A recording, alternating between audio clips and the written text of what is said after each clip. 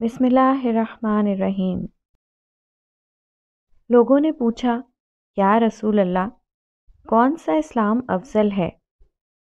تو نبی کریم صلی اللہ علیہ وآلہ وسلم نے فرمایا، وہ جس کے ماننے والے مسلمانوں کی زبان اور ہاتھ سے سارے مسلمان سلامتی میں رہیں۔ ایک دن ایک آدمی نے نبی کریم صلی اللہ علیہ وآلہ وسلم سے پوچھا کہ کون سا اسلام بہتر ہے؟ فرمایا کہ تم کھانا کھلاؤ اور جس کو پہچانو اس کو بھی اور جس کو نہ پہچانو اس کو بھی، الغرض سب کو سلام کرو۔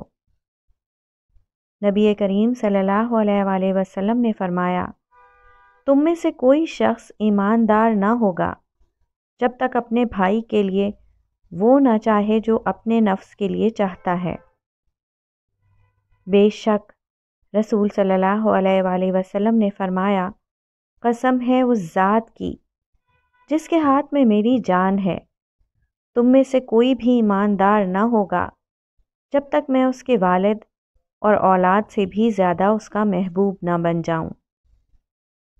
نبی کریم صلی اللہ علیہ وآلہ وسلم نے فرمایا، تم میں سے کوئی شخص ایماندار نہ ہوگا جب تک اس کے والد اور اس کی اولاد اور تمام لوگوں سے زیادہ اس کے دل میں میری محبت نہ ہو جائے۔ صحیح بخاری شریف، حدیث نمبر 11، 12، 13، 14 and 15۔